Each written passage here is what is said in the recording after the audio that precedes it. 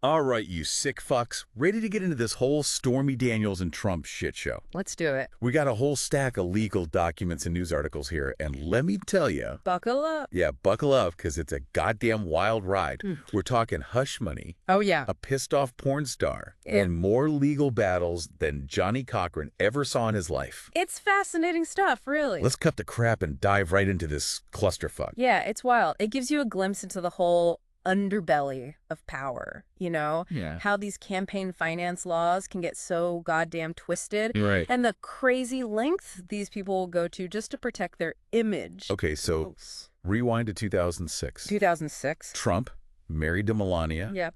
Riding high on that apprentice bullshit. Living the dream, right? Allegedly bangs Stormy Daniels. His big name. A big name in the adult film industry. Oh, yeah. What's the deal with that? Well, the story goes that it all went down at some celebrity golf tournament. In Nevada, of course. Trump, with his spray tan and that ridiculous hair, probably thought he was God's gift. God's gift to women. Right. Daniels, on the other hand, she was already a successful businesswoman. In the adult film industry. Yeah, in the adult film industry. So this wasn't just like yeah. some naive chick getting caught up in the moment. No. This was not just a one-night stand gone wrong, no. It gets way more complicated. Yeah. And honestly, a hell of a lot more interesting. Okay, so fast forward to 2011. Trump is sniffing around a presidential run. Sniffing around. And Stormy's thinking, hey, maybe my story's worth something. She tries to shop it around to some magazines. What happened? Well, that's when Michael Cohen, Trump's attack dog lawyer, enters the scene. Oh, yeah. This guy was like Trump's personal fixer, always cleaning up his messes. Right. Cohen, he swoops in, threatens legal action, and shuts that shit down real quick. So Trump was already trying to control the narrative back then. Oh, yeah. What a shocker. It really gives you a glimpse into his modus operandi, This whole catch and kill tactic, that was a recurring theme throughout his entire career. Wait, catch and kill? What the hell is that? Okay, so basically they would buy the rights to, a potentially damaging story and then just bury it, kill it, before it ever saw the light of day. Wow. American Media Inc., the publisher of the National Enquirer. Oh, the Enquirer. Yeah, they were allegedly in cahoots with Trump and Cohen this whole time. Really? Oh, yeah. Working together to silence anyone who could damage the Donald's reputation. So they were just throwing money at anyone who might make Trump look bad. Pretty much. Talk about some shady-ass dealings. There were stories about a Trump Tower doorman. Oh. Dino Sajidin was his name. Dino Sajidin? Yeah. Peddling a rumor about Trump having an illegitimate child. Really? The story turned out to be completely false, Oh. but they paid him off anyway. Jesus. Yeah. How many skeletons were they trying to hide in that closet? Then there's Karen McDougal, Okay. a Playboy model, Yeah. who claimed to have had An affair. a long-term affair with Trump. Oh, wow. Paid her a hefty sum to keep quiet, too. And I'm guessing none of this was reported to, like, the campaign finance folks? Nope. They were operating under the radar, trying to manipulate the election, and then just weeks before the election, the Access Hollywood tape drops. And everything changes. Remember that, Jem? Oh, how could I forget? Grab him by the pussy. Ugh. Real classy, Donny boy. The Republicans were freaking out. Some even wanted him to drop out of the race. Yeah. Suddenly, keeping Stormy quiet became even more critical. So what do they do? Cohen steps in again with a cool $130,000 Wow. in hush money just days before the election. Where the hell did he get that kind of cash? That's the million-dollar question. Right. Cohen initially claimed that it was from his own pocket, but later admitted it was a campaign finance violation. Force. Made in coordination with and at the direction of Trump himself. Wow. And guess what? Cohen did some time for that little stunt. 3 years in the slammer. 3 years. That's gotta sting. Yeah. And the fallout didn't end there. Stormy wasn't going down without a fight. Right. She sued Trump, trying to invalidate the non-disclosure agreement. So what happened? Did she win? She didn't get exactly what she wanted. Trump and Cohen, they agreed to stop enforcing the NDA. Oh, So Stormy was free to tell her story. It didn't bring her any real closure, though. what a mess. Okay, so let's break down this whole timeline of Cohen paying Stormy off.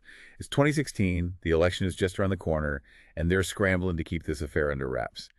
Cohen sets up a shady-ass LLC, Essential Consultants, funnels the money through it, It sounds like something out of a mob movie. It really does. It's a classic shell game designed to obscure the source of the money and the purpose of the payment. Right. It was all very hush-hush. And the kicker is Cohen used his Trump Organization email address for all of this.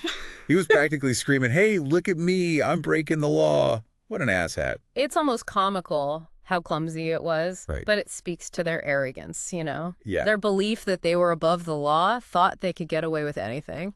And for a while, it seemed like they did. But then the feds started sniffing around.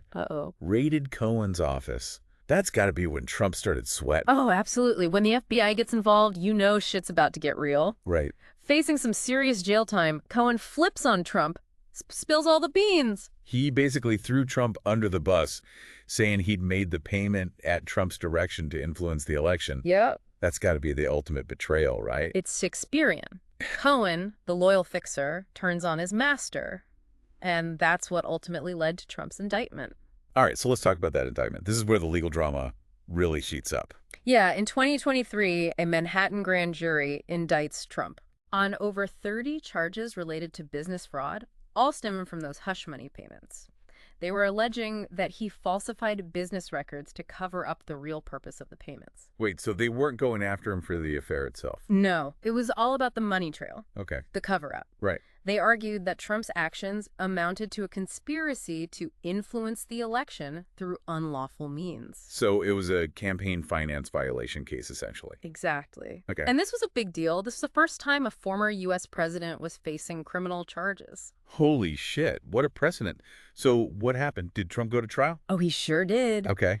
The trial was a media circus. Oh, I bet. Everyone was glued to it. And the verdict? In May of this year, the jury found Trump guilty on all 34 counts.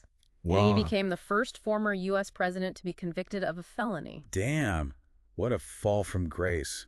So we left off with Trump, the first former U.S. president to wear that convicted felon badge. Right. You gotta admit, even for a guy like him, it's a pretty spectacular fall from grace. Spectacular, sure. Shocking. Yeah.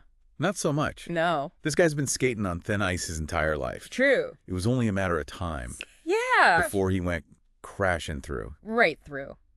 But let's be real. The guy's a goddamn cockroach. Oh, he is. He always seems to survive. He does. He does. But let's talk about the sheer scale of this scandal. Oh, yeah. I mean, it's pretty mind-blowing. It is. The lengths he went to. Oh, yeah. The people he dragged into it. I know. It's like watching a slow-motion train wreck. Totally. But you can't look away. You can't. Well, speaking of train wrecks, how has this conviction affected Trump's political ambitions? Right. Because we all know the guy. Oh, yeah. Cannot stay away from the spotlight. He can't. Well, his hardcore supporters, the MAGA crowd. The MAGA crowd. They're still eating up his bullshit. Really? Oh, yeah. They see him as a martyr, a victim. A victim. Of some deep state conspiracy. Oh, give me a break. Oh, absolutely. They're claiming the whole trial was rigged. What? Politically motivated witch hunt. Designed to take down their beloved Trump. It's like they're living in an alternate reality. They are. It's a dangerous level of denial and delusion. Yeah. And it's fueled by Trump himself. Of course. He's been using his platform. That Truth Social thing. Truth Social, yeah. To spread misinformation and attack anyone who dares to criticize him. What else is new? It's classic Trump. The guy's a master manipulator. You got to give him that. He is. And the scariest part is, it's working. What do you mean? He's still a powerful force in the Republican Party. Really? Oh, yeah.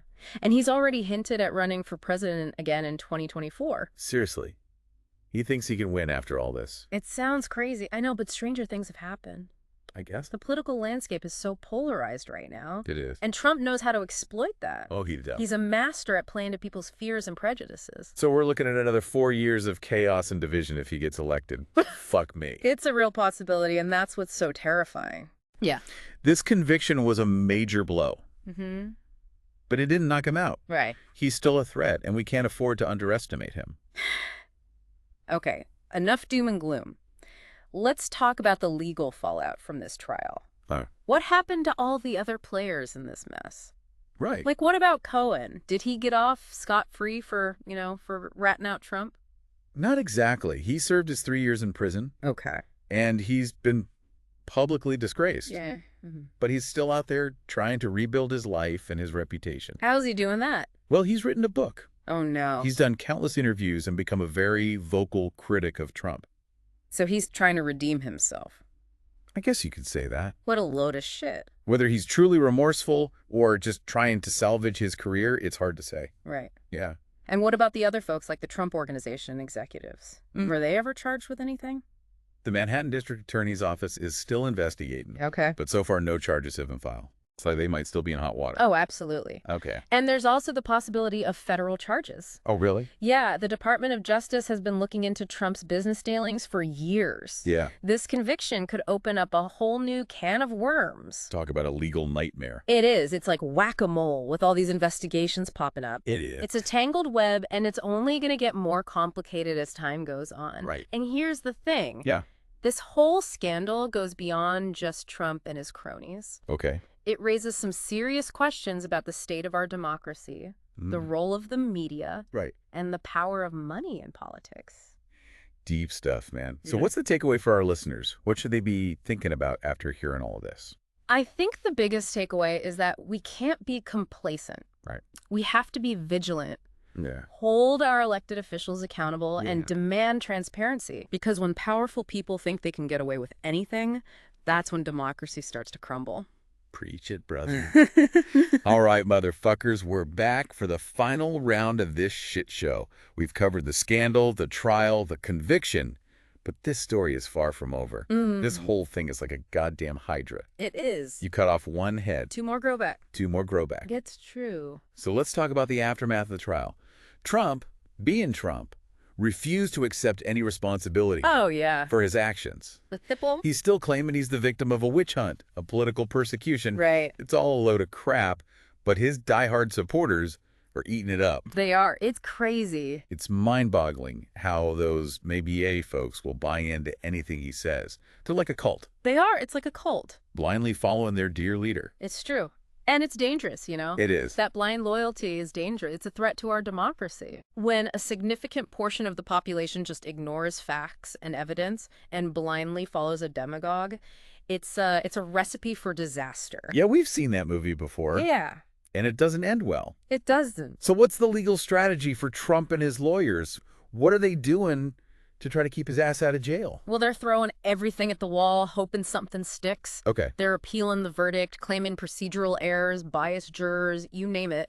They're also trying to delay sentencing as long as possible, Right. hoping to run out the clock or find some legal loophole to weasel out of this. So they're basically playing for time. Exactly. And in the meantime, Trump is using his platform to attack the justice system, undermine public trust in the courts. He's trying to create chaos and sow division just to delegitimize the entire process. Classic Trump. Classic Trump. Always playing the victim. Always the victim. It's like a page straight out of the authoritarian playbook, you know? What's that? Attack the institutions, erode public trust, and then seize power for yourself. Scary shit, man. Yeah. So what's the counter strategy? What can be done to combat this bullshit? We got to call it out for what it is. Right. We can't let Trump and his goons get away with spreading lies and disinformation. Yeah. We need to hold the media accountable for giving him a platform and amplifying his bullshit. Yeah, those 2047 news channels are addicted to Trump. He's a ratings goldmine for them. It's all about profit, even if it comes at the expense of our democracy. Exactly. And it's not just the media. It's on us, too, you know? What do you mean? We, the people, Oh. we need to be more discerning about the information that we consume. Right. We need to fact check, think critically, Yeah. not just believe everything we read or hear. Easier said than done. Yeah. In this age of social media and fake news. It is. It is. It's like we're drowning in a sea of bullshit. We are. It's a challenge, but we can't give up. Right. We have to fight back against this tide of disinformation. If we don't, our democracy is screwed. Well said. Okay, Yeah. so we've talked about the legal fallout, Right. the political implications, but what about the human cost Right. of this whole scandal? Yeah. What about Stormy Daniels? Where does she fit into all of this? Stormy Daniels, she's a What? she's a complex Okay. and controversial figure. Yeah. She's been both praised and vilified for her role in this whole mess. Yeah. Some people see her as a hero, Yeah. a woman who stood up to a powerful man and spoke her truth. Right. Others see her as an opportunist who, you know, exploited the situation for personal gain. She's a polarizing figure for sure, Yeah. but you got to admit she's got balls of steel. Going up against Trump takes some serious guts. It does, no doubt about it. She's a tough woman, and she's had to endure a lot of shit, Yeah. threats, harassment, ridicule. Oh, yeah. But she's never backed down. So what's next for her? What's she doing now?